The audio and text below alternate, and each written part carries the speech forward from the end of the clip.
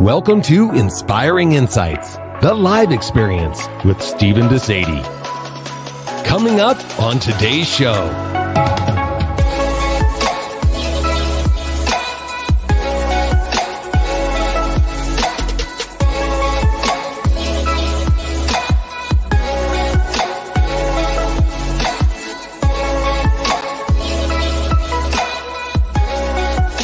This has just been the most extraordinary experience of my entire life. And it's like you've just woken my soul up. And if you want to create a really good community of care, be the number one carer in your community. Thank you so much. That was unbelievable. I felt that. Didn't you feel it, man? I did feel it. I did feel that. Oh my goodness, I wish I was in the same room because I'm a touchy-feeling person and I just want to hug you, even though there's COVID. What the heck is happening right now? That was powerful. I actually have tears in my eyes. That's how good it was. So thank you. I just don't understand how you have the ability to do that, dude. Like, people are talking and you're breaking out like charts and segments, and it's so enriching. Okay. That's okay. That's mind blowing. Yeah. Yes. Wow. My God. I loved everything. I am deeply blessed and grateful. My life has forever changed. Yes, I can. Yes, you can. I believe because I can do all things Absolutely. through Christ. Absolutely. Absolutely. Oh, I've just never met anyone like you.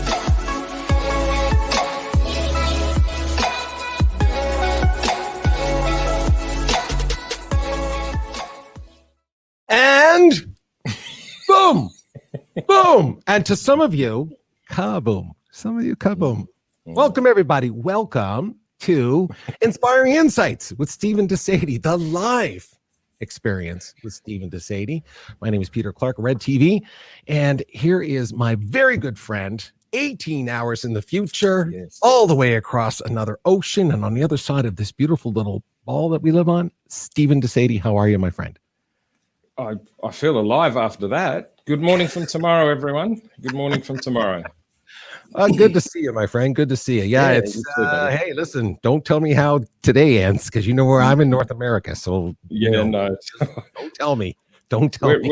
We're in tomorrow and we don't know how today ends. That's all good. It's all good. Well, we have a great show today, so appreciate that. We're going to be talking about something we've talked about before, but all about time and things like that, and about in the value of time. I'm such a time sensitive person. I can't tell you how big a subject matter this is for me. So I'm excited to see what you're going to give us today. And we got two amazing guests who are also happen to be in the energy field of what's going on in North America right now. They are two beautiful people from the United States of America. Now, one of them is in the belly of the beast. Like, she's like 30 minutes. Like, I bet you she could drive to 1600 Pennsylvania. I mean, she could drive there. Can you imagine how close she is? So she's in the belly of the beast, and we have Utah in the house. So Stephen, this is going to be a great show. Let's bring on our guest very quickly so we can introduce everybody. Here's Raquel. Raquel, how are you? And there's Chef Sully. There is Jill. So awesome to see you guys. Thank you guys for joining. Let me jump right to Raquel. How are you? I'm good. Virginia. Yes, the suburbs of Washington. Well, in Virginia, but yeah, right outside of the epicenter. I don't feel anything yet. No aftershocks yet. It's all good. Well, thank you so much for joining us. We appreciate that. And just for everyone to know, I just found out that's her painting behind you. So good for you. That's awesome. You are an artist. I love that. It's all good. And of course, we're going all the way over on the other side. Well, not all the way over, but we're going over to Utah-ish. Jill Sullivan, good to see you. How are you? Nice to meet you guys. Thank you so much, Stephen. You're most welcome. It's a pleasure. Raquel, nice to see you. Now, and Jill is also known, Stephen, as Chef Sully, just so you know. So, Chef, can I call you Chef? Is that okay? Of course. You cool with that? Don't call me late to dinner. I'm such a foodie. I love the Food Network. Also, if I just can call someone chef, I feel like there's something really cool happening. So it's all good. Peter, appreciate both of you guys. Put me in the green room and let's just turn this into a food show and I'll listen. Hey, listen, you just did a food show. Yeah, Raquel and I will sit in the green room with red wine. Good. Hey, Good? I'll just wait for it to be ready to eat. I'm wine part. Last week. This is awesome. Thank you both for joining us. We're going to throw you back in the green room. We'll be with you guys in a couple seconds, in a couple minutes. So we super appreciate you being here. Stick around because we got so much more coming up right now. Stephen, you got so much going on all the time. People think they know everything you do. I do not. You are so busy. It's not funny. So you sent this to me just now. I haven't even seen it yet. I'm just going to put it up. Yeah. Because I know you have a lot of things going on and you want to kind of give a summary of some cool things that you've been working on. So let me just, Stephen, give me 2 seconds, my fine friend. Sure. I'm trying to find it. While you do that, Pete, it's not so much how busy I am. It's part of what I wanted this Sede Land update to be. And just keep finding it, Pete. Yeah, part of the reason I wanted to do this is just to everyone, my first message to you was, what's the responsibility you have for anyone who gives you their time and their attention, let alone their love and their brutal truths? So to Sede Land 60-second update for episode 21. This week we spoke of chants, the origins of eulogy living, and I read a chapter. I've never read a chapter of a book. I know I've seen authors do that. I finally did it last Saturday at the Sede Cafe about Nathaniel's chants. The little boy that was born with one of my team members in the Sede Angels, who died after 159 days. We were involved in a custody issue, not me, but I was asked to support and give some focus and some success to a custody issue. A lady mentioned to me that doesn't matter who, doesn't matter when, that she couldn't conceive because of circumstances in her body. And we had a conversation about taking it from I can't to I will. And I challenged her by saying, what can you conceive in your life? We had a confession about surviving suicide with a long discussion yesterday with a beautiful person. And we also did something which I'll speak about at some point during the show about communicate versus create. So in terms of the create aspect, every Monday we'll release, this is the Sede release schedule for every week from now on with the Angels' support. Monday we'll release a masterclass. Tuesday we'll release a thing called Street Sessions that are filmed around the world. Wednesday we'll release an execution tactic, which I'm about to do. Inspiring Insights cuts out of the show Thursday. Sede Raw, me one-on-one on Friday. Sede Quotes on Saturday. And Sede Poetry. I've been asked by soul shifters if some of the poetry I write, the rhythmic lessons for life, I'll release. So that's coming on Sunday. Wow, nothing to do, Stephen. You always have nothing. Sede Cafe, I was asked by Sarah, Michelle, Rashmi, just to hang out for coffee, and it's turned into this thing called Sede Cafe. So takeouts from Cafe 3 was a thing called Lasting Legacy Living. And we actually created a cheat sheet of how do you write your eulogy as if it's an Uber Eats order 50 years from now. So when they do read your eulogy 30, 40, 50 years from now, it will be an expression of your truth because of the commitment you wrote in that document today. In terms of the Sede Hangouts or cafes, it's on Friday, 6 p.m. New York, 11 p.m. London. Sorry about that, everyone in Europe, and 10 a.m. in Sydney. There's no cost to join. You just have to be a soul shifter, and there's no cost to join that as well. In the coming weeks, we'll be talking Cafe 4 this coming week, 6th and 7th, Friday night or Saturday morning, depending on where you're in the world, about growth mindset. Cafe 5 on the 13th, 14th will be communicate versus create. And Cafe 6 on the 20th and 21st will be about, and I love this one, leadership versus followship. And they're the next 3 cafes. It's not a coaching session. There's no fee. You have to be a soul shifter to get it, to join it. There's no fee for that either.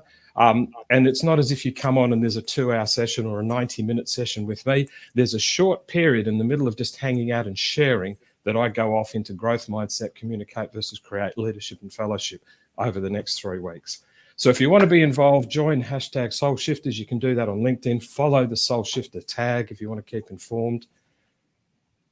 And people ask me, what is the Sede Land? Well, it's a place where the gravity is love, the atmosphere is brilliance, the currency is relevance, the culture is value service, whose citizens are called soul shifters. So everyone, love your brilliance and have relevance in your value and service to others. That is the Sede Land. Pete? Oh my gosh, like you have nothing else to do. I mean, what is going on? I mean, That's a last, Stephen. If they haven't asked you, I've been asked a couple of times. I have a scheduling challenge with being able to join the cafe, but I will definitely try to figure that out another time. But everybody that I've been watching all the comments from of what you do there and the engagement people have, they've just been having a great time there. So I think that's been a fantastic value add that you've brought to the table for everybody. Hey, let's before we jump to the it's fantastic. So good for you. I'm going to jump right here to let's just see. Maddie, always good to see Maddie.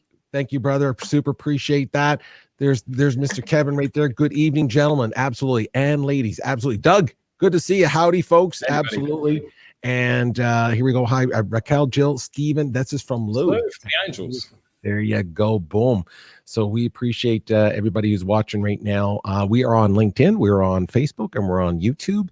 And we're on anytime you want to repeat this because we're recording it. So there you go. It's live and we're having lots of fun. So this is awesome. Okay, let's just jump right to the masterclass part of the show, Stephen, because I love where you're going with this about time. My gosh, I'm so passionate about just time and being conscious of it. And I'll share any of as you go along with this. I'm just looking for it right now. Give me 2 seconds. I'm sorry, Mark. Just everyone knows the masterclass is the 3 pillars that we do everything across the Sede land is about clarity, confidence, and creativity. So the masterclass is getting clear and confident, and then we come down on the board and do a tactic about the creativity of what I'm about to show you. So today's masterclass is the intuitive validation of time. And as always, we go in and define what those words are. Intuitive is a direct and immediate understanding of facts and truths. Validation is producing a desired, effective, and binding result. And time is a limited period between 2 successive events. So in Sede land, intuitive validation of time is a factual truth that binds desired success. Let me say that again. It's a factual truth that binds desired success. Think about that in the next time you actually use time for anything.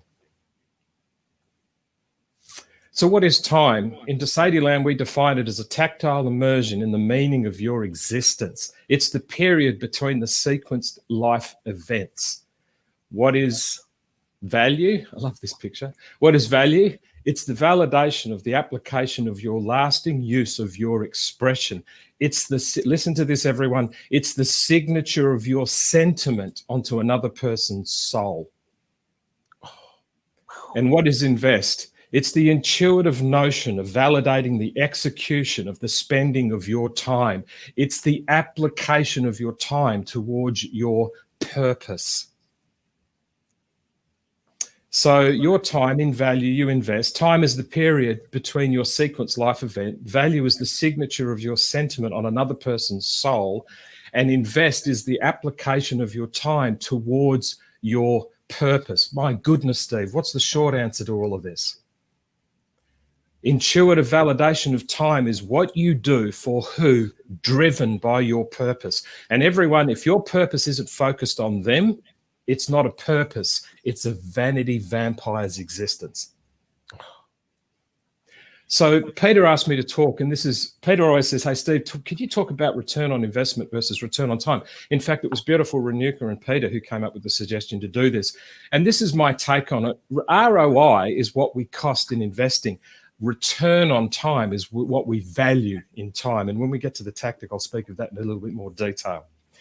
So let's put this into some factual case studies into your heart, soul, and mind. Think of the number one priority in your life, personally and professionally. Just give it 2 seconds on that, Pete.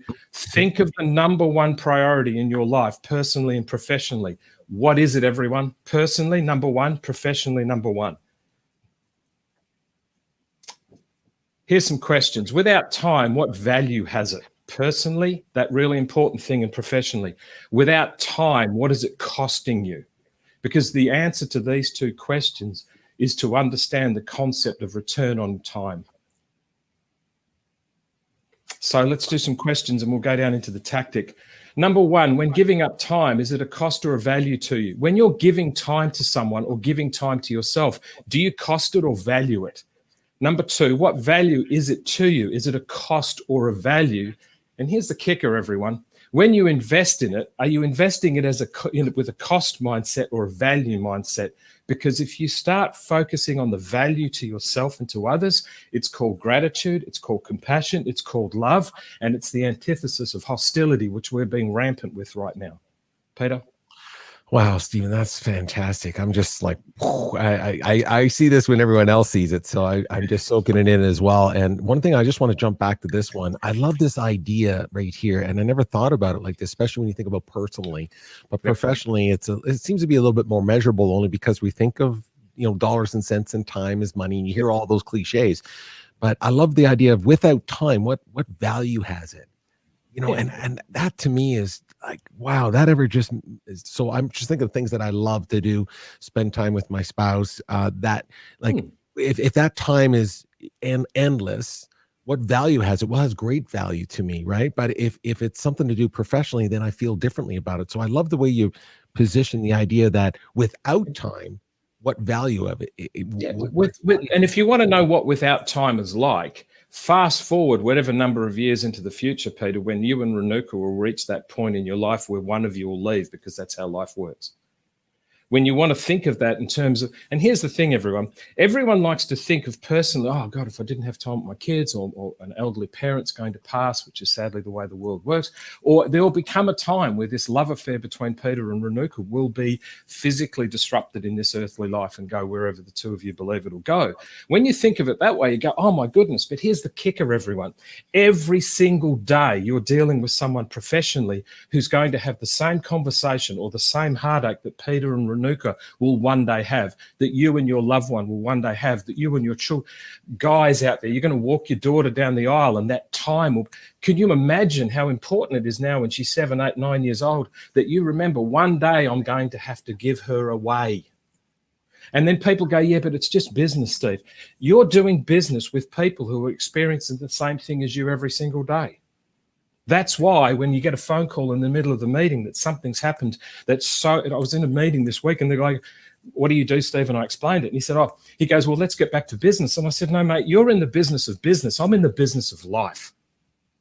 Wow. So when you're sitting in a meeting with your 7 CEOs and CFOs, when they get a phone call to say one of their children got knocked over on the school run, just like that, the BS will become BS and they'll race to what matters. Yes. What matters, people? What matters to you? Because if you think what matters to you personally is that, but professionally it's not, every single person you deal with professionally is giving up time. The ladies in the green room are giving up time. Forget about the American election for a sec. They're giving an hour or so of their life to me and Peter. I don't waste it. Absolutely. No, absolutely. That I just love the clarification of the idea of how you feel about things when time is measured in value and cost and investment. Anyway, I love all that, Stephen. That's just absolutely fantastic. So let's just jump down. So that's the masterclass part of it. Let me bring in what you always do, which is always super amazing to watch, is that you're able to give us a tactic to kind of position this, How good is the artwork with my little things? But anyway. I appreciate it. Listen, everybody, send him a note and tell him how cool these little things. Masterclass, intuitive validation of time. How do you do it? It's a thing called Time Guardians. And I know the board's busy because we've got to do this quickly and I can't sort of do this slowly. Time Guardians. Listen to these words, everyone. If someone upsets you at any level, you have outsourced your identity, your value, and your use of time to them. If anyone upsets you at any level, you've outsourced your identity. If they've created the motion of hostility, frustration, anger, distraction, you've outsourced your identity, your value, and your use of time to them. Now, here's the kicker, going back to what we just said with Peter and his beautiful lady, Renuka. Imagine your use of time in that period when you are giving your daughter away, in that period when you are bidding farewell to a loved one. Imagine if you thought back to all of the times you got angry because you outsourced yourself to someone else when you're in the company of your lady, your man, your significant other. So how do you do Time Guardians in relation to your validation of time? What's your purpose? In any interaction, is your purpose focused on value to someone or cost? What is your value? Your offering. Is your offering in relation to value or cost? What's the lowest price I can give in time and money to get them to buy my value? Are you offering value or cost? Number 3, presence, your focus to them. Are you so focused on their value that they will literally get on a cafe call and start talking to you about the conception of their body? People will ring up and talk to me about suicide. I didn't ask for that, but I damn well am present to it, because for whatever reason it keeps happening and we're amping up why we're doing what we're doing. Service, everyone. Number 4, what's your purpose of value that you're present to someone else with your EQ, your IQ multiplied by your experience? Is it a value or is it a cost? Then guard your heart to the people who won't understand your service, presence, value, and purpose. It's your value filter. Actually value what you're doing, because I get people who want to see all of this stuff that Steve puts out and keep contacting me saying, can I have free time with you? Then once you've guarded your heart, so you own your time. Listen to this, everyone. So you own your time. Forgive them and yourself so you can go back to your purpose of value of presence. Serve them, guard your heart against those that will disrespect it, because sadly they do. Forgive them, forgive yourself, and move on. Peter? Oh, that's a beautiful cycle. That's life cycle. That's business cycle. And what I like about number 2, value. This is something I struggle with this all the time. I really do. I struggle with the idea of, as entrepreneurs or as people that offer services. I mean, we have Chef Sully. So as a chef, you put in the love, the soul, the heart of what you do. Yeah. And there's a physical cost to that and there's time to that. But what's the value of it? And I know for me, I always think about what's the value of my time or what's the cost? And I struggle with cost and value. And I think most of us do. Maybe it could be just me, but as an entrepreneur, we struggle with that. Because people don't own the value. I could have changed this to your offering, own your offering. You know what? And people hear me say this all the time. And I've had conversations with Kat yesterday in the Netherlands. I had a conversation with Lou from the Angels consistently about this, from Graham. Hey, Graham, consistently about this. And you hear me say this. And I've got to a point now where my website's about to change. It's going to say Stephen de Sede, life-changing. Because it's true. So I own the value that if you hang around with me, I'm going to change your life, not improve it, not fix it, elevate it. Right. When someone hangs out with you, what do they get from you? And if it's, I get hostility, I get antagonism, I get sort of resentment. No. What does someone get if they hang around with me? I'm going to improve your life. I'm going to polish the mirror and go, can you see what I see? It's the reason why now increasingly you'll see on my social posts, I'm now starting to write the copy. And at the end of it, I put, thanks a lot, Stephen. Yeah, but they already know it's you. No, the social platform automatically puts my name, but I take the time to write it. Right. Have an expression of intent to someone else's sentiment, and then watch as people start being brutally truthful about what their life is, about they can't conceive, about suicide, about custody of children. Can I speak to you, Steve? I need you to be in the room holding my hand when I'm fighting for my children's life. What is the value that you've accepted that you are? Because when you haven't accepted your value, you'll question it all the time. Yeah. See, that's what I was kind of hinting at. I don't want to go into anything more other than I just thought it was interesting to me that struck me. And I think there's a lot of entrepreneurs out there, especially now since 2020, where we've had to take in a lot of our business ideas and so on and put them on a platform which we're not used to understanding what value and cost is. So how do I deliver my services online and so on? That's another story, but I just want to share that because I think there's probably some entrepreneurs and business people trying to figure that stuff out. Yeah, just as an example, right? I, on Sunday night, released Nathaniel's Chants, the video that I made for the little boy that died after 159 days. And unbeknown to me, I don't have children. I didn't know how to say to a mother and a father, I'm sorry for your 159-day-old child's loss. I didn't know how to say it. So I made a video called Present Reality, and I ended up writing a book, Nathaniel's Chants. And that video ended up being the eulogy at his wedding. At his funeral, I should say. God bless him if he lived long enough to have a wedding. So I released it with the purpose of the soul shifters at the cafe. I read out chapter 13 and they were very moved by it. And for anyone who was in the cafe who heard me read it, please post a comment just to let other people know so it's not just me. Here's the thing, everyone. My purpose was to release that 4-minute video to people out there who've got children, who aren't part of the 4% of babies that are born every day with no chance to live. It had a value of intent of me saying, what is your pledge for the rest of your life? I was so present in that video, even though you can't see me, but you can hear my voice, to serve with the emotional intelligence of what's the value of every day of your life to someone else. And then I had to guard my heart and forgive the people that did the thing of, I appreciate you. This is profound. The people who put comments on my posts, and I don't get a lot of comments, that's fine, because I don't want a lot of comments. I don't want you to follow me. I want you to follow you. My job is to cheerlead you. But I had to guard my heart and forgive the people who have got children themselves and were using I appreciate you or this is profound to trigger an algorithm so they can get their 200,000 followers' attention. And I asked myself, what would happen if you put something about your child online and I used it as an algorithm trigger? Have the intent to honor yourself by honoring others first. And if I feel a bit amped about this, I do, because I guarded my heart and I forgave them. Because they used Nathaniel's life as a trigger, and I'm using Nathaniel's life as the reason why I exist. Pete. Wow. Powerful stuff. Stephen, that was... Can I lose this now? Yes. You know, it broke my... Every time you do that, it breaks my heart to see you. But we recorded it, which is great, which means that's all right. See it and all that kind of stuff. So we appreciate that. Thanks, everybody, for being here online. Let's just see who else is here very quickly. Oh, this is cool. So Doug has this. Here I was thinking about the expensive treatment of our son. That is an ROT. Return on time. Absolutely, 1,000%. I just didn't know how to identify the emotion and reality of ROT. Decision made. Return on time always. Hey, great insight, Doug. That's fantastic. Absolutely. I think most of us kind of struggle with this idea of time, and that's why I think it's such a great masterclass. And then, of course, some of these tactics. Of course, Kevin, remember that it's a part of life, not the other. We have to remember that work is a part of life, not the other way around. So absolutely. Very, very true. Okay, we're going to jump to the next section of the show. We're just rocking and rolling, everybody. And the people in the green room, I know that they're biting at the... You have to remember where they're calling in from, Stephen. They got a lot on their minds. I know. I'm Canadian. You're Australian. We're going I don't know. But they got a lot on their minds. We got to get them going, okay? We got to get them into the place. But in the meantime, speaking of what's going on in the United States, I'm not trying to belittle that, everybody.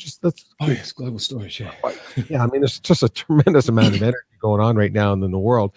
And of course, it's been being focused around arguably one of the most influential, if not the in the world, one of the countries. And of course, whatever happens down there sort of shakes us all. So when they sneeze, we all seem to catch cold, and that's what happens. It's just the way the global economy and our worlds are connected right now.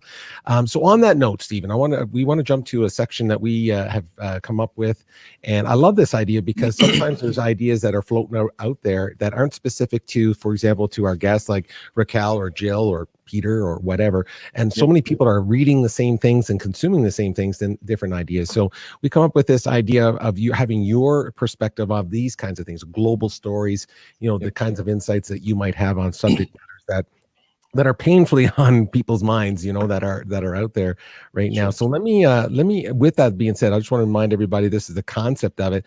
And Stephen leaves it up to me, which is great to kind of go out and find something to talk about. So I don't want to belittle. And then he tells me on the spot. Then I just throw it at him like I'm going to do right now to test and see how good he actually is. That's what we're doing right now for everyone who's tuning in and saying, is Stephen actually really that good? And I was he is actually. Now, for some reason, Stephen, I'm going to get rid of this. It's not allowing me to go and get, because you wanted the source of where I get this subject from.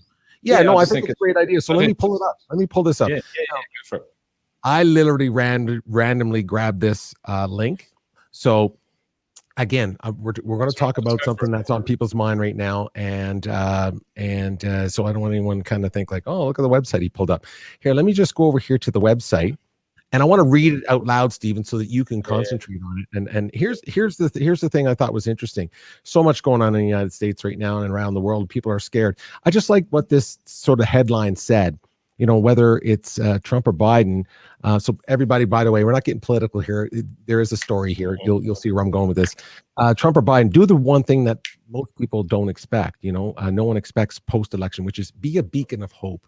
be a beacon of hope. So let me just read you a couple sentences from this article, Stephen. And it just basically said, it just said basically across the country, election day is coming to a close. That's today, everybody. So that's what we're in the United States of America. And basically it says, regardless of the outcome, there will be winners, there'll be losers, there will be celebrations, and there'll be moments of mourning. And basically she goes on to say, we will undoubtedly see the best in us and the worst in us.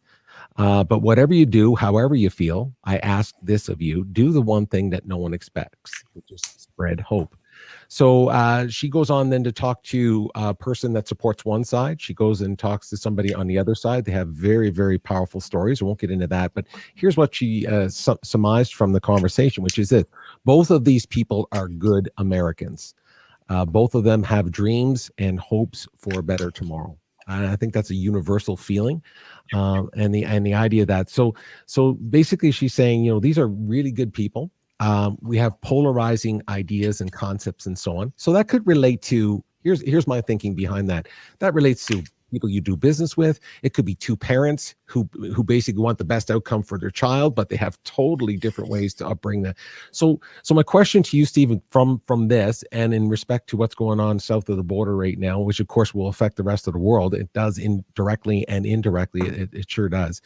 I just wondering, the question that I would have for you with that concept is, how do you create hope? How do we create hope when you're actually in a situation where there's really opposing philosophies? Now, whether that's in your business with somebody, whether it's raising children, or maybe it's in the political arena like we're watching unfold in the world. So let me just jump to see where you go with that. I just threw that at him, everybody, just so you know. I love this.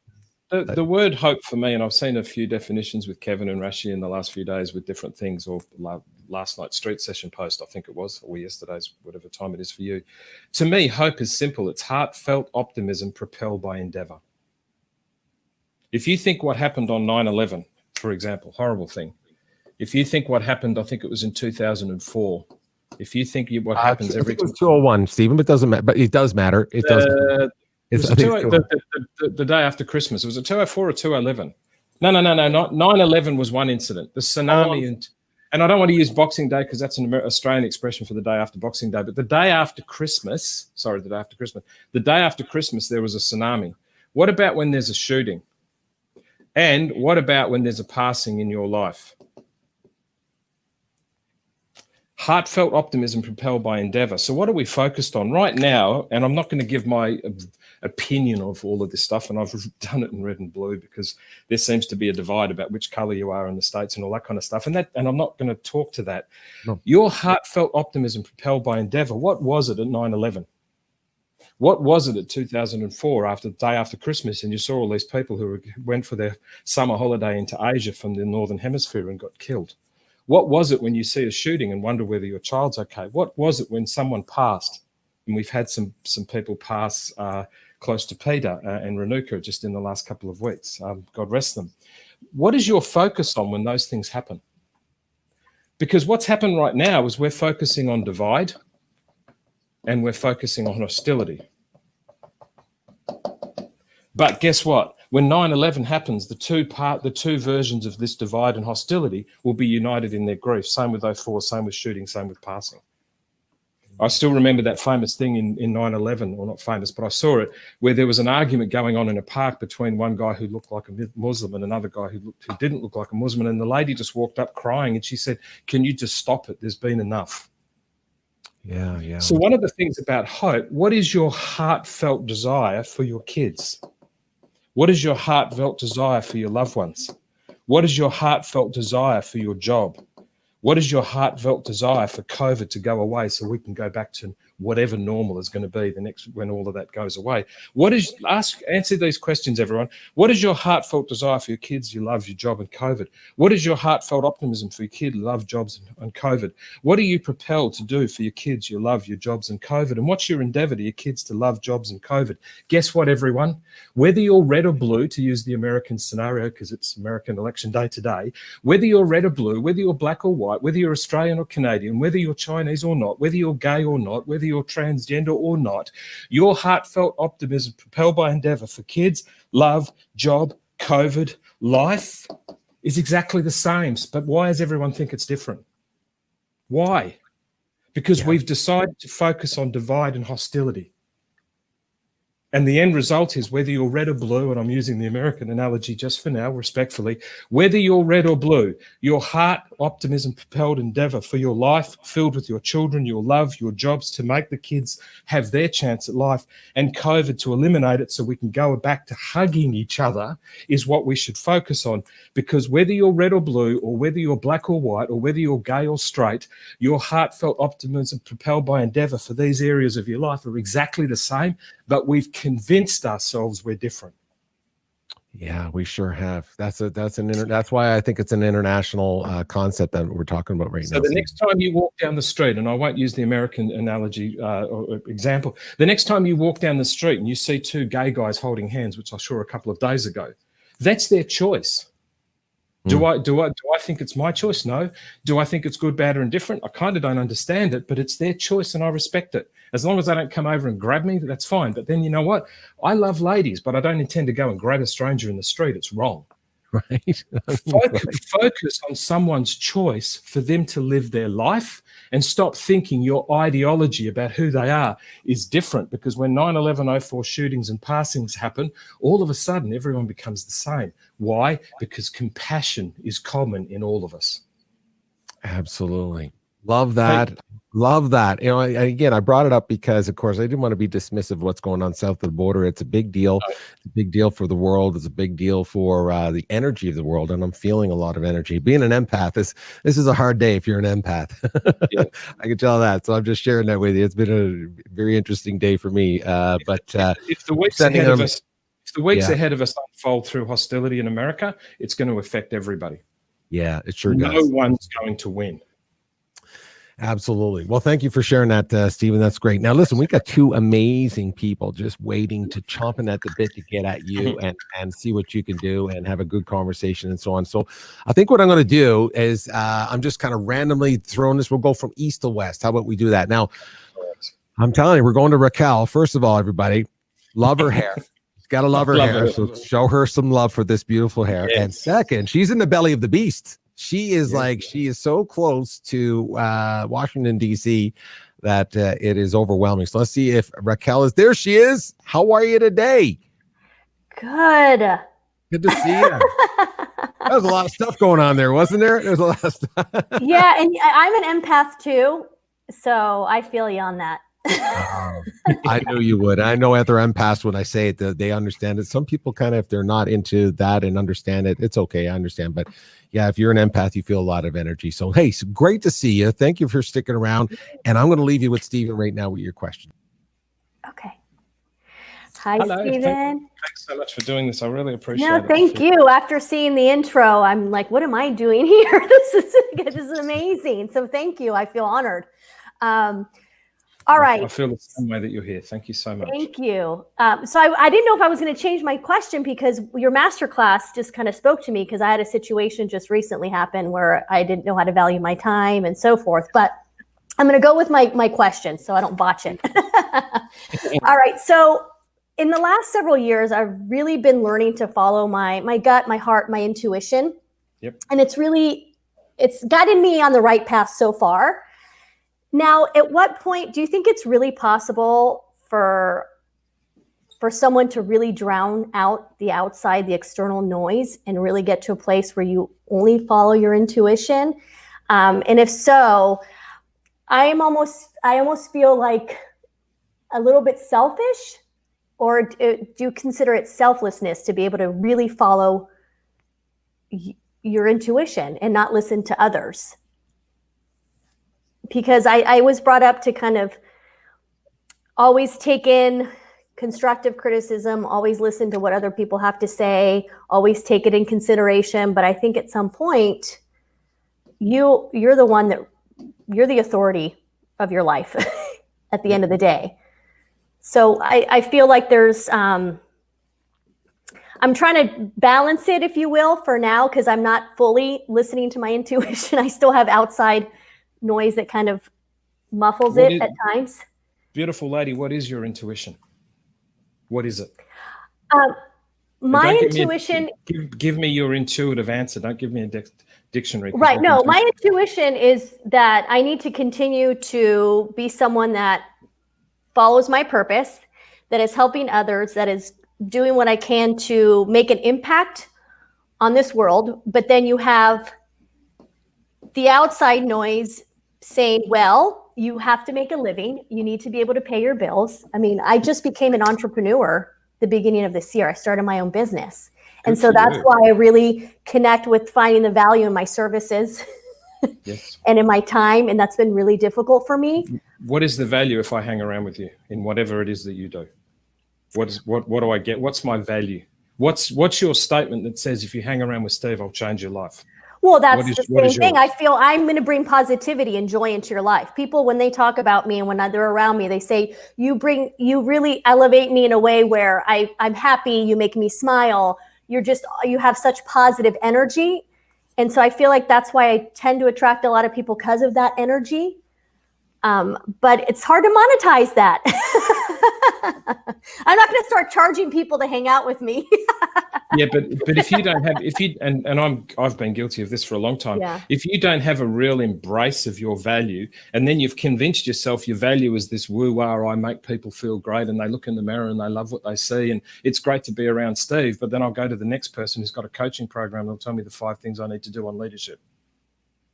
And I've got people inside of Soul Shifters that are saying, I've learned more from you in 2 meetings than I have in 6 weeks in my 26-week coaching session or close coaching cast. That's fine. One of the first things, Raquel, and it's not on the board, but one of the first things, and am I pronouncing your name correctly, by the way? Yes.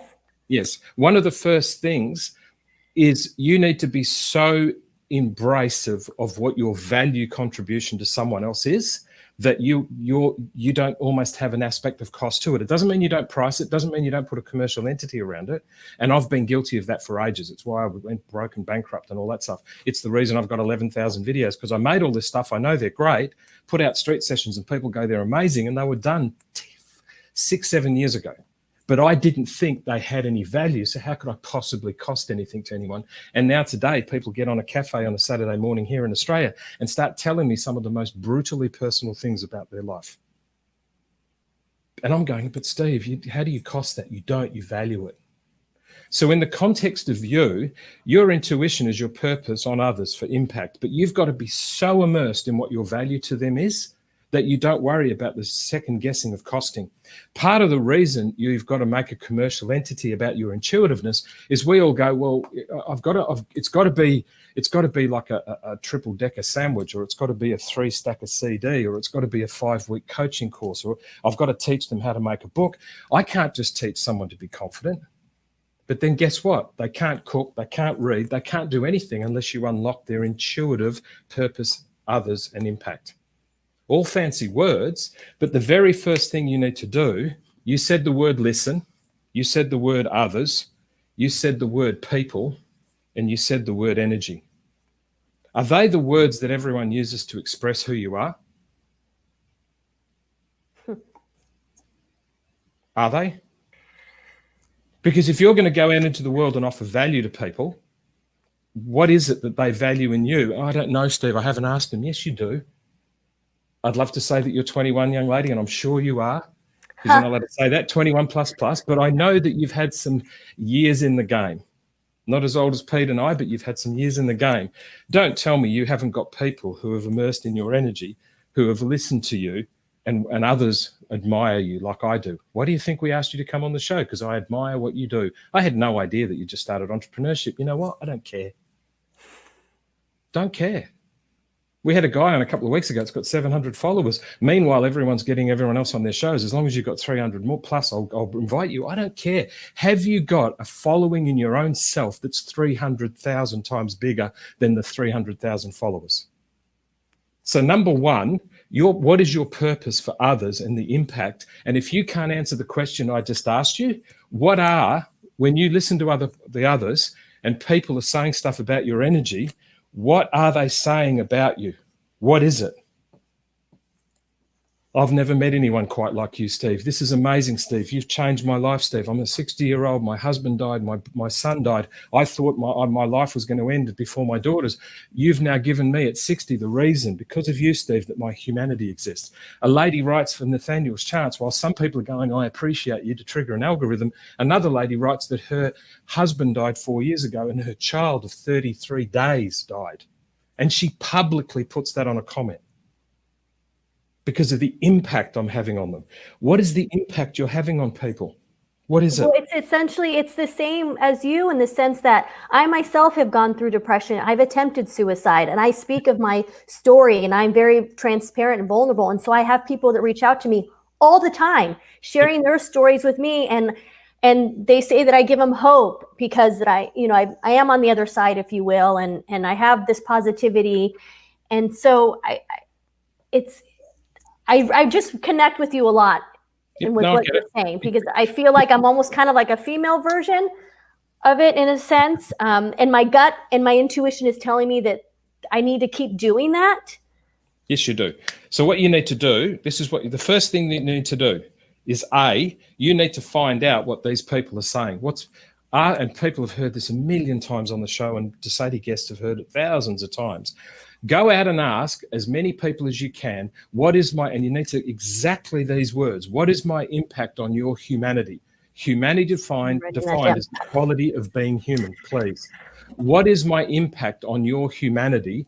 Humanity defined as the quality of being human. That's the first thing you need to do, number A. Number B, and you can rewatch this again, but what is my impact on your humanity? Some crazy guy in Australia on some show on election night told me I had to ask you that. And he said, make sure I say this to you, humanity being the quality of being human. What is my impact on the quality of you being human? And they won't tell you what you do. They'll tell you who you are. They will also tell you the outcome of being around you. So first of all, ask the question. Second, what are the outcome? Third, start building structure around the outcome.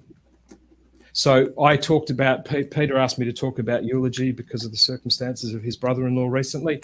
So we did in episode 15, eulogy living.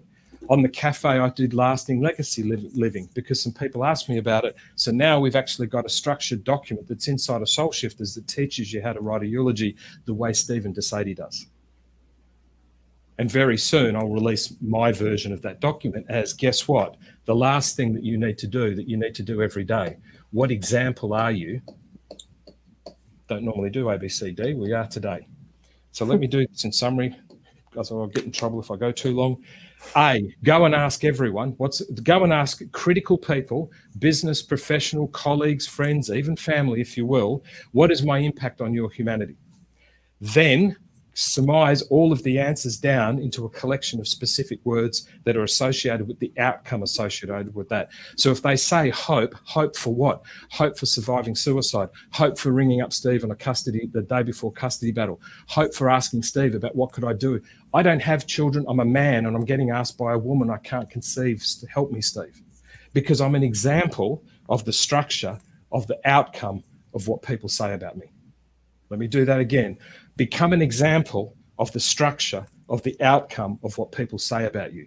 Most entrepreneurs, especially ones that are in the business of motivation and inspiration, make everyone feel great, but no one's buying into anything because they're an example of motivating people to think, not inspiring them to act. So number one, what are they saying about you? Number two, outcomes. What are they? What's beyond? So when you say, people say I'm very hopeful, I'm very inspiring. Inspiring to what? What? Don't just put the word up, because you'll fall into the trap of, I'm just like Steve. Everyone says that. I'm just like Steve. Don't be like me. Be you. Be better than me. Well, and I think that's what it is with my business being true to you branding. I'm inspiring people to be true to themselves and to but who think they are. Always, sorry, I'm doing this quickly. Always think of the outcome. So when you say, I inspire people, what does that manifest into their life? I give people hope. What does that manifest into their life? Look in the mirror and love what you see. What does that manifest in your life? If you hang around with me, I'll change your life. What does that actually mean? It means I need you to be in the courtroom on the other side of the world. I need you to actually be there with me, Steve, even though I know you're on the other side of the world. It's such an intangible outcome that they ring and ask me to be there. Mothers are asking me about 6-year-old daughters, and I don't even have children, let alone a daughter.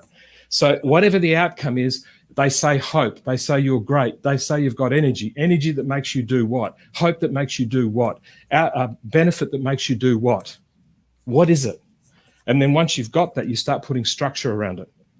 If you get inside of Soul Shifters, you'll see more and more stuff, because I'm putting out content, and this will be in Cafe 6. I'll explain what this is. I'm putting out content based on that map I showed you in the Sede Land update, but the communication of the soul stuff of structures going into Soul Shifters, because Nathaniel's video proved to me that if I put stuff out into social media, most people are going to go, I appreciate it, because they're using my content to trigger their vanity, and I won't allow it. So inside of Soul Shifter, all the structure stuff's coming in, and the example. So what is it that they say? What's beyond the outcome? How do you structure something beyond the outcome, and then be an example as you are?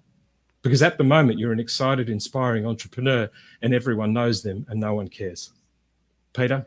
Wow, that's powerful stuff. Raquel, I love the fact that that resonated with you at the beginning about, we were talking about time and value. Oh my gosh, totally. And this is not to make you feel better, but it's intended to make you feel better. Which is, I've been doing this for 12 years of myself, working for myself. I still struggle with the value of what I think I'm worth and all that kind of stuff. So hang in there with that, because I promise you that's going to be an ongoing struggle as an entrepreneur. Stick around in the green room. Wait. One line, Peter. Raquel. Yeah. Stop thinking your life is about you, and you'll start realizing your value is about them. See, you just dropped. I know, it's like goosies. Right? Goosies? Goosies. That was a great question. I love that. Stick around, Raquel. We'll be back with you in a second. We're going to jump to the next up. Thank you, beautiful. Super appreciate that. Stephen, again, man, I'll tell you, I'm so glad that she brought that up, because I sometimes always think it's me. I always think, well, Peter, it's your challenge. But I just believe that most people struggle with this value cost thing. And you talked about it earlier, time, energy. You're an entrepreneur, or you're a chef. Hey, you might be a chef, by the way. We're gonna bounce from subject. That was my really poor segue, by the way, everybody. Really poor segue. Right. And I went long on that, Pete, because of how important it is. It is. It's super important. Like, we could literally just sit and talk about value and time and literally forever. And we can certainly revisit this subject another time for sure. So let's go to another part of the United States of America, who has got something on the go tonight. I'm not sure exactly what it is, but we'll tune in. We'll see what we're going to go over to Utah. We're going to Utah. Have you ever been in this part of the world, Stephen? Like Utah, places like that? No, I've been on the coasts of America, but I haven't been into too much. So Jill is actually in the same time zone as me, so I'm pretty excited. Like, we're actually in the same time zone, but she's farther south than us. But Utah and Alberta in Canada, we share all kinds of different things, mountains and fresh air and all that kind of fun stuff. So let me bring in Chef Sully. How are you? Hi, guys. Doing good. Thanks for having me, Stephen. You're most welcome. It's so pleasure. Awesome to see. And by the way, Stephen, like when we say chef, like, this is the real deal. Like, that's not just like a name. Like, she's the Jill is unbelievable. I mean, just follow her, everybody. By the way, we want to make sure everybody that's guests here always go check out their LinkedIn page. What was the hashtag that? Hashtag she's doing. Jill, what you're doing a hashtag specifically? I'll make it quick, because I know we have a short time. One of them is hashtag shine through COVID. Super important to shine through COVID. It's all up to us to be the one to shine. And like you said, the world is thinking all these bad things and, doom and gloom, but it's up to us as individuals to let our light shine. Yep. Very beautiful. Love it. Well, listen, I also have a hashtag. It's called sunrise around the world, where everybody shares pictures of their sunrise, so that we can share gratitude together for a new day. I love that, because you're right. As sure as no matter what happens today, the sun will come up tomorrow. There's no doubt about that. That's for sure. I know it will, because it has. Question. My question is, thank you. I'm very task-minded. I focus a lot on my task. I would like to be able to think of other things. Like, I find myself thinking of my work 24/7. And it's because I'm a creative mind too. I am always thinking of what I could cook, what will you know, what will help the boys that I cook for be happy. You know, so anyway, that I would like to be more consistent in being balanced in my life. Yep. Instead of super over focused task wise. Okay, I am listening, by the way, but I just, now that I've got all these little toys to make the writing easier. So let me surmise what you just said. You're very task focused is what you told me. Cool? Yes. And if you jump down on the board, Pete, so you said you were very task focused, correct? Yes. And you said you had lots of energy because you're always working and you're always thinking. Yes. When you're thinking, what are you thinking about? The task. Is it the like in the task associated with what? Let's go dig down into one specific area of your life. Okay. Let's do food if you want, or whichever one you want to go to. What? Tell me, explain to me about what it is you think about and what the task is. Is it about food? Is it about shining through COVID? Usually it's about food, and I cook for people that live there, so I'm constantly always thinking of different things I can cook for them. So you're thinking. So you're thinking of yes. So you're thinking of them. Thinking of them, yeah. And what do you think about when you think of them? We're going to go through a little scenario here, and then I'm going to show you a model of what you're actually doing. I think it's mostly for when I get to work. Yep. I don't like to ignore everyone that's there, but I have a task to do. And sometimes I feel like I'm so focused on that task that I need to be more present in people's life. I've been aware of that. So I've been trying really hard. Okay. So you're thinking of them. Your task is, and you've got lots of tasks, you've lots of energy. So you're focused on the task, which is basically the concept of transacting. And you're transacting time and money. Right? Yes. Because if you're giving up time, it represents money in some way. You may not be making money, but if you decide to go off and take a week off and just chill out, then that time's well spent in terms of the value it brings you, but you're probably not going to make any money, so to speak. Okay, you're probably going to spend more than you make because of the nature of having some time off. So whenever you think about a task, you're transacting. Whenever you think about a task, you're transacting. How dare my black pen stop working?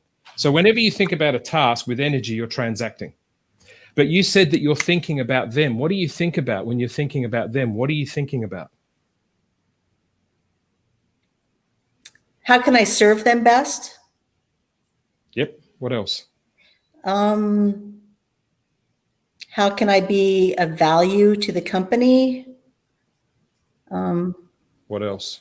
Usually it's mostly ordering all the food that they need and making sure that we have everything. That's. Would you agree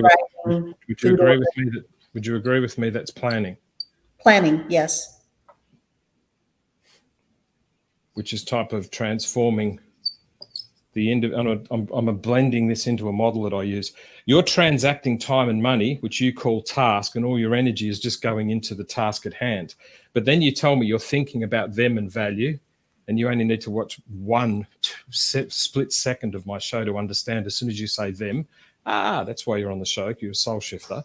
So you're thinking about them and value. What else are you thinking about? Well, I'm thinking about the ordering and planning. Okay. So let's change this and actually say this is actually your tactical application of what you do. This is a tactic.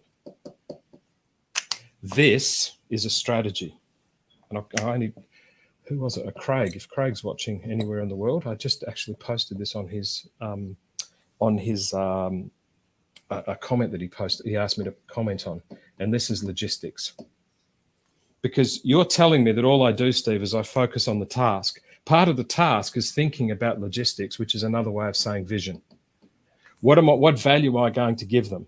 Well, I won't want to cook them a particular type of meal if we just keep the food, and I'm not going to go down into the detail of it. But you're thinking, and you just think I'm thinking of the task of breaking an egg, and now I'm doing it, breaking an egg in a pan and cooking it. No, you're not. You're thinking about the value to them, and the value to them might be in the context of food choices, might be in the context of allergies and all that stuff that you must be associated with. Correct. So then that food choices and allergies, time of day, heavy food might cause people to not be appropriate in meetings in the afternoon. Or the million and one things that I don't think about, because your profession does.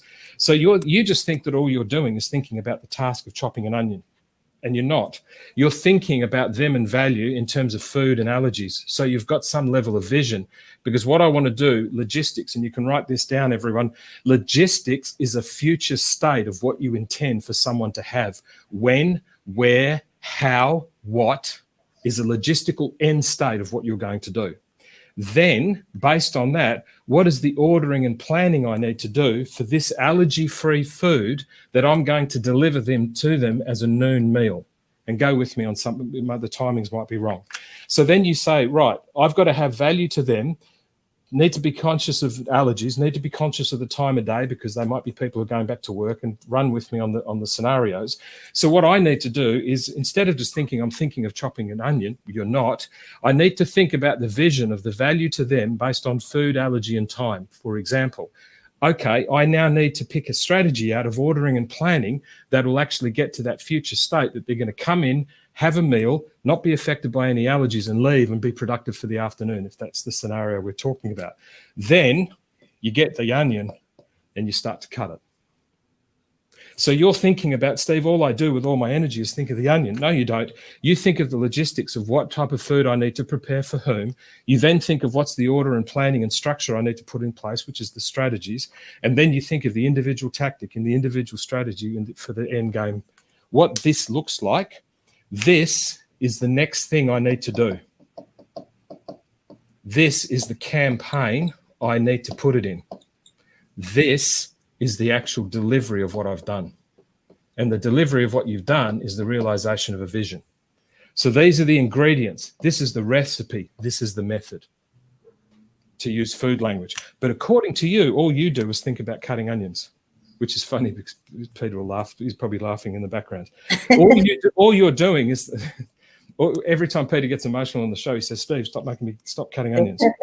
All you're doing, what's the next thing that you need to do? And you think, well, Steve, all I'm doing is I'm just thinking of the next thing. I need to cut an onion. I need to boil an egg. I'm being very simplistic to a chef, by the way. But I just need to do these things. I need to souffle that. I need to saute that. No, you don't. What is the end state of the noon meal for this group of people that are coming in? What are the things I need to be consciously aware of for their experience to be of value? What's that vision look like? And what are all of the things that I need to have in place? Then you have the ordering strategy, you have the planning strategy, you have the recipe strategy. Then you go, right, what's the first thing I need to do? Because any great menu has got the ingredients, it's got the volume, and it's got the method. Guess what that is? That, and that. But according to you, you're just focusing on cutting onions. No, you're not, gorgeous.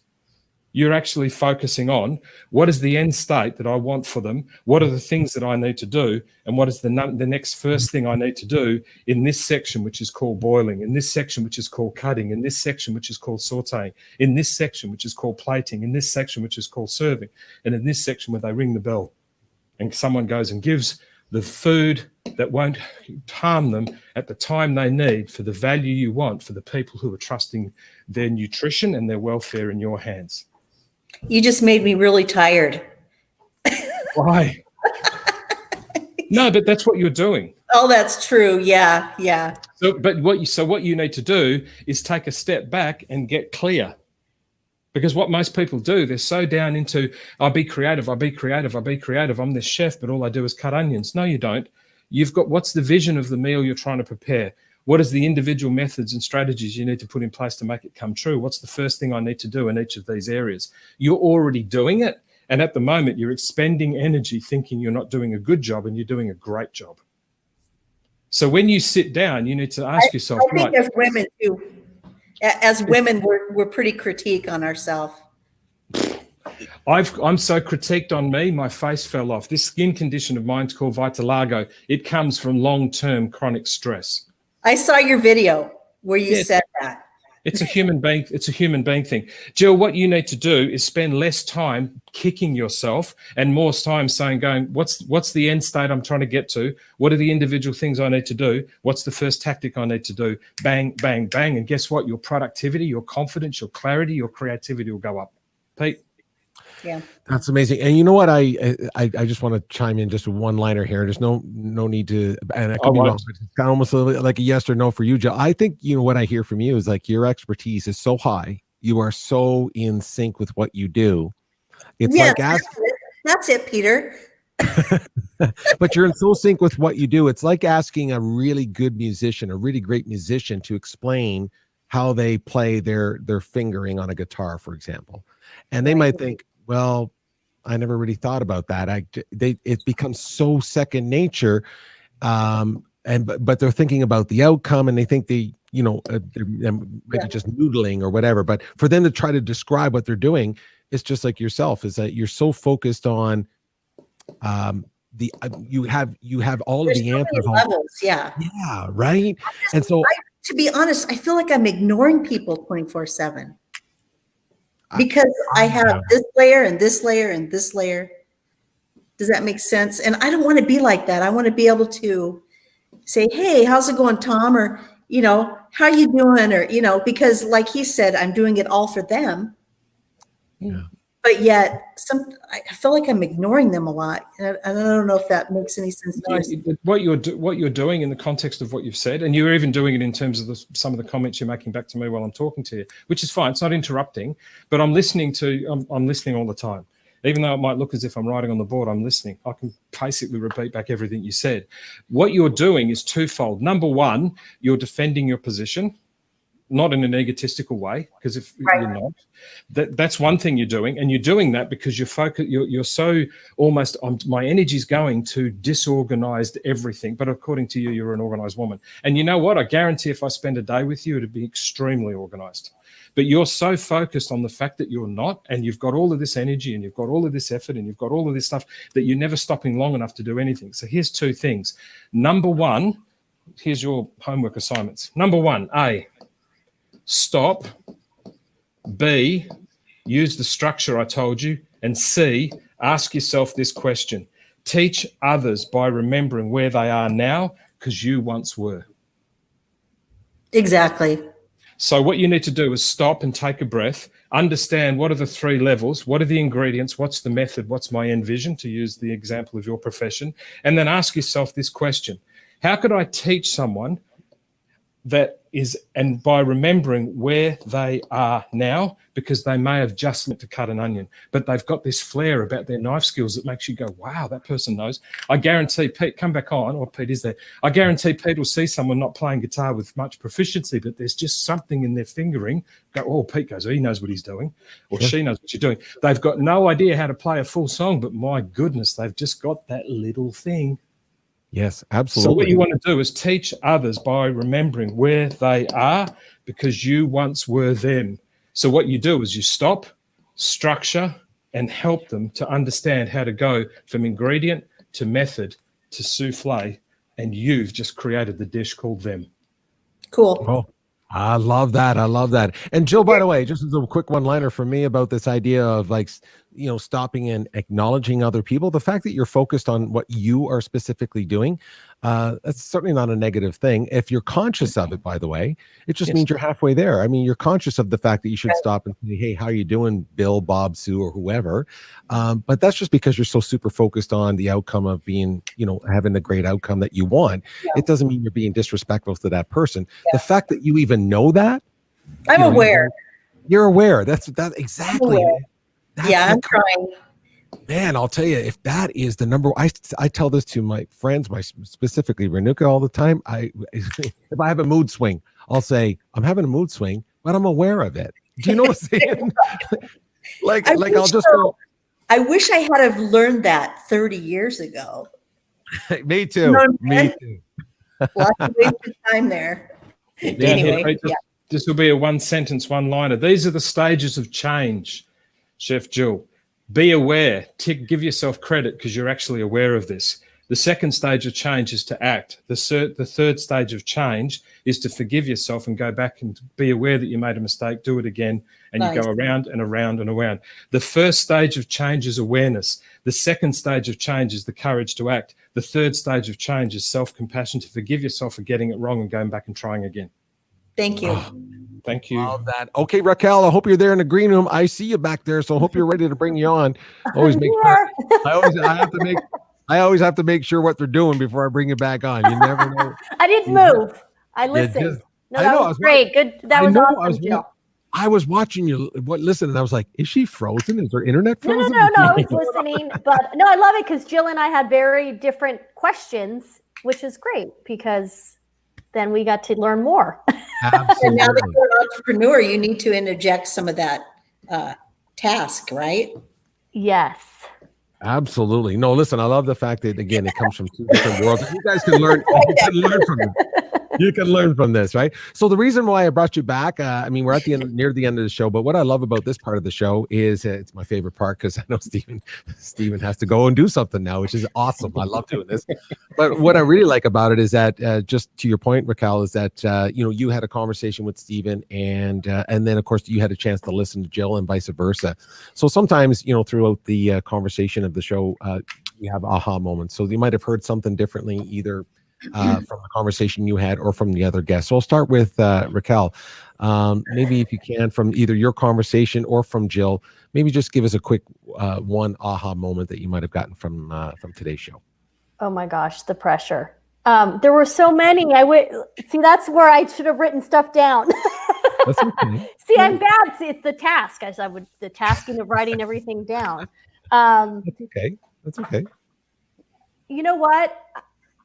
To be honest, when Stephen was saying that the value is them, it made me realize, that maybe I'm focusing a little too much on what I'm doing, and yet she's focusing on everybody else. And I'm thinking that kind of hit me hard in the start. Wow. See, no, listen.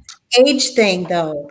I mean, I'm 45. I'm not that young. I'm older than you. And to be honest, there are things that I've learned since I was 45 to now. Okay. Yeah, I'm definitely learning every day, but yeah. I think, what I wanted to just say about that, Raquel, first of all, just the fact that you said that out loud, not even just to us, but you acknowledged to yourself that you said, maybe I'm thinking about me, the entrepreneur, more than what I think my value is to the person of whatever I'm doing. So for Chef Sally, if I may say it that way, for the chef, she's just thinking, I want them to walk away going, wow, that was amazing. What an experience I had. Not like, oh, great potatoes. No, what an experience I had. And so the same thing with you as a entrepreneur, you want to make sure they walk away and go, you know what?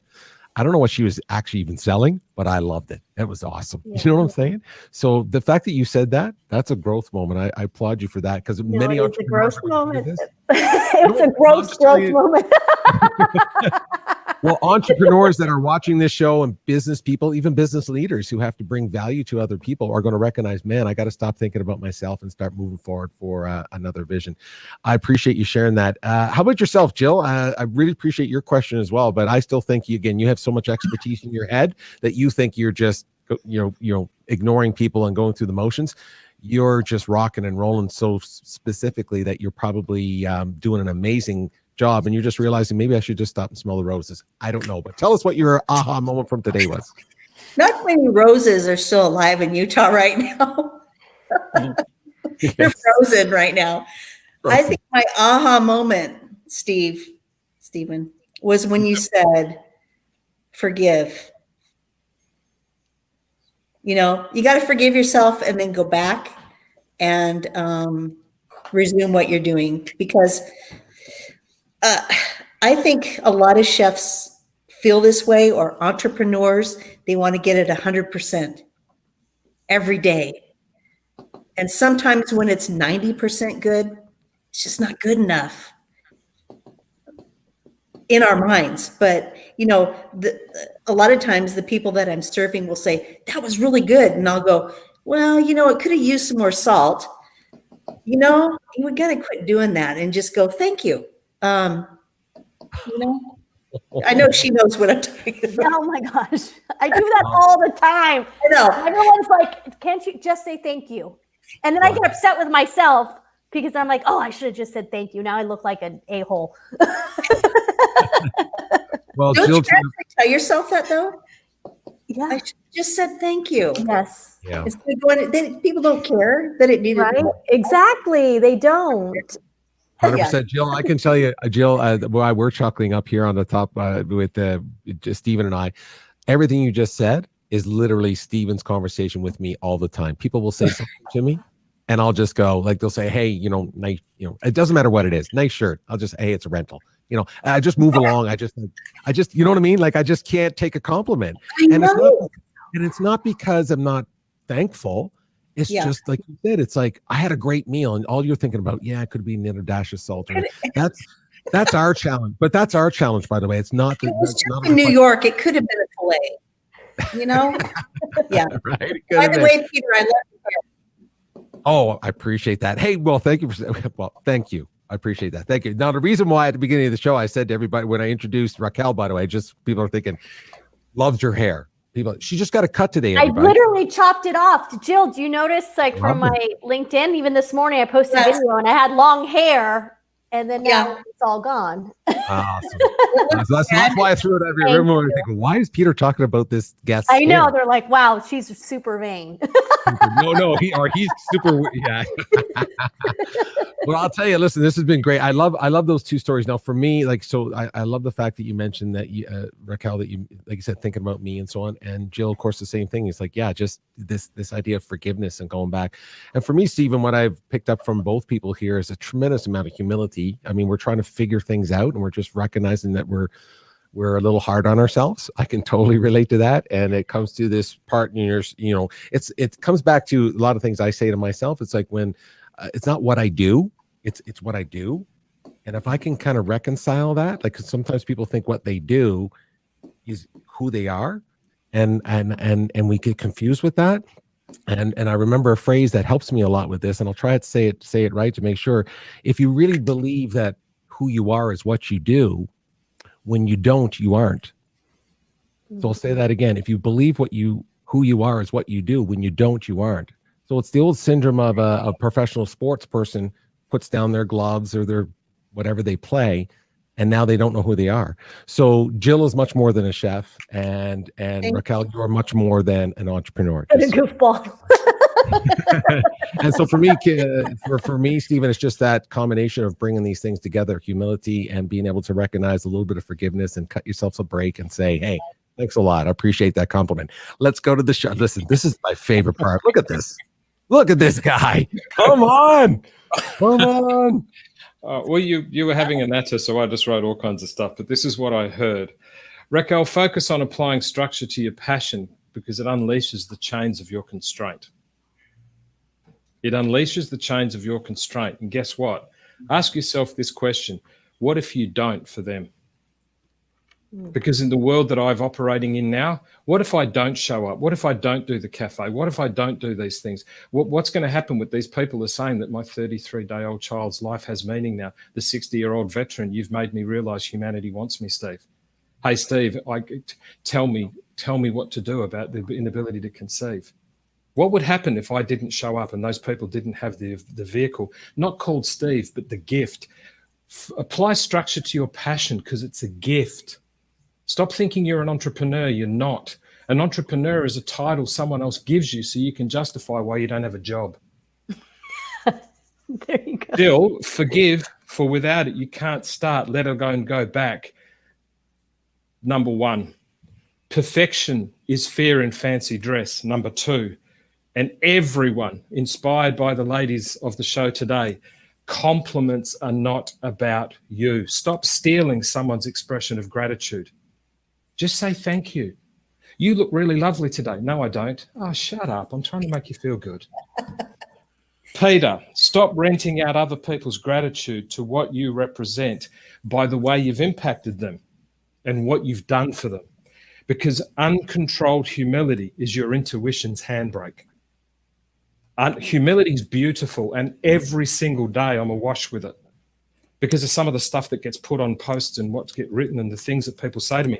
My God, I could be big-headed, but it makes me feel humble. It makes the little boy in me almost go, oh God, thank you so much. Uncontrolled humility is your intuition's handbrake. So focus on applying structure to your passion so it will unleash. What if you don't? Forgive, for without it, you can't go back, let alone continue. Fear is perfection in fancy dress. So let people express their gratitude to you, because the compliment's not about you. And stop renting out other people's gratitude to what impact you've had on them. Because if your humility is uncontrolled, your intuition is muted. Pete? Boom. Kaboom. That's a kaboom right there. I'll leave it up for a second. But it is. The biggest ones of all. Perfection is fear and fancy dress. A compliment's not about you. If someone says, and think of it, when you give someone a compliment, how good is it when they go, no, I'm not? Yeah. People like, say to me, it diminishes your value in a way. Yeah. People say to me, oh, you're amazing, Steve. Thanks so much for coming on the show. Thank you for coming on the show, because guess what? If you don't come on, there isn't one. Yeah. That's right. Well, you know, like I said, we just talked about it. Every sentence that came out tonight was about somebody that seemed like, for the guests I'm referring to specifically, is that, you know, this inability for us to take these things, like you said, I love what you just said, Stephen. It diminishes that experience that someone is having with you. So when they walk away, they don't feel as good. So if they tell Jill that, hey man, this was unbelievable, I had a great experience, and you kind of go, wow, yeah, I appreciate it. I think I could have done this right away. It's like, it just moves, and I so relate to that. And then the same with Raquel. I mean, when she provides her entrepreneurial service, no matter what it is, at the end of the day, someone has to walk away and feel like, wow, I just love being around that person, or whatever it is. I get it, and you just go, hey, thanks, man, I appreciate that. I don't listen to me preach. I don't know, I have a clue how to do that yet, but Stephen, I super appreciate. But just to wind up on all of this, Pete. If you think of a dog on a leash and you've got a ball and the dog wants to chase the ball, and you're standing there and you're holding the ball out and the dog's there and you're holding the leash and the dog's just looking at the ball. And then you go, yeah, hey, Rover, Jack, whatever his name is. And he kind of looks up and looks back. He wants you to throw the ball and he wants to run. My desire for your welfare is like that. And that's why I can say this, and I've said it plenty of times on the show. Ladies, and this is said to ladies, so it's said with respect, because I'm a very chivalrous man. I don't care what you think about me. You know why? Because you're the ball and I just want to run. Because if you throw the ball and you be brilliant, I'm going to go and help you. I don't care what you think about me, but I sure do care what you think about you, and I dedicate every breath of my life to it. I haven't got time to diminish your compliment. I haven't got time to go, oh, yeah, I am really good. Look at all the things people say about me, because I'm too focused on getting you to do this one thing. Look in the mirror and love what you see.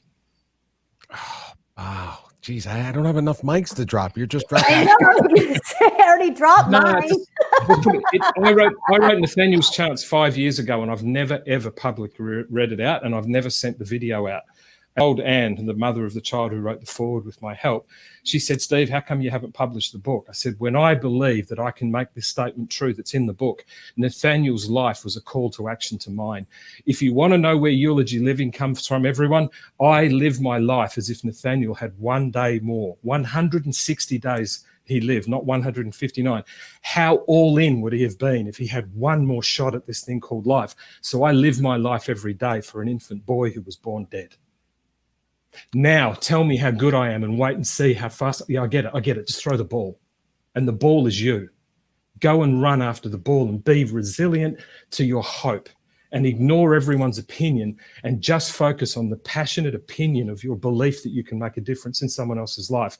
And eventually people will do what they did this morning. They'll send you photographs to my apartment, because I'm a single guy. I'm now going to have photographs of Sede soul shifters in my home, because they're my family.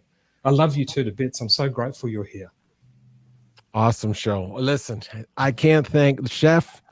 Awesome to meet you. I mean, we got to chat another time somewhere. We didn't even talk food with you. I know. And I love, because Jill and I have been interacting on LinkedIn for a while. And so I love that we got to actually kind of be face to face too. So this is kind of a cool thing for me as well.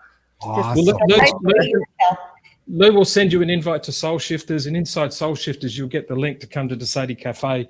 You can drop in any time on Friday evening for as long or as little as you like, whenever you want. It's on every Friday. And the two of you could come and we could talk food. And for about 15 minutes, I'll go off on one and teach something, and then we'll come back and everyone has a laugh. But it's not just a casual conversation. There's some pretty life-changing stuff that goes on in there. So cool I would love to see you in Sede Cafe. There you go. Absolutely. So Chef Jill, thank you so much for joining us. Super appreciate it. Take care down in Utah. We'll talk again another time. Raquel, we'll stay in touch on. We'll follow your entrepreneurial journey. Is what we'll do. We'll follow you. Yes. Yeah, we won't have to post income tax returns or anything. Just so you know. We won't judge you that way. We'll get you back. So thank you both for being here. We super appreciate it. Okay, we super appreciate being here. Oh my gosh, how awesome were those two? Holy cow, that was cool. Ladies' night. So we had a chef. We didn't even talk food. I can't stand it. I tried. I mean, can you imagine sitting just chatting about food and wine and whiskey and beer and all kinds of fun stuff and what matches with what chocolate goes with what scotch? I would love to have that conversation. And it's funny because of the nature and the extreme creativity of that profession. Yeah. Jill's arrived at a place now where, and through age and all that kind of stuff, where she's now wanting to be focused outside of just the ingredients and the structure and the mechanics of food, that she doesn't realize her passion for what she puts on the plate is actually the passion of the people who are going to eat it. She hasn't made that connection yet. She still thinks it's about the structure of the food. She hasn't realized her whole career is been putting joy into people who have come to celebrate an anniversary, who have come to celebrate a life because someone just left, and they've come to a really nice meal. They've come to say, would you marry me? They've come to actually say, I'm going to have a baby. Or they've just come because Steve flew into Calgary and he wanted to have lunch with his friend Peter. And after all of these delays, we finally get to shake hands and sit and have a meal. And she puts the food in front of us thinking we're worried about whether the onion's cut right. That's so true. It's just the way. Listen, that's outcome.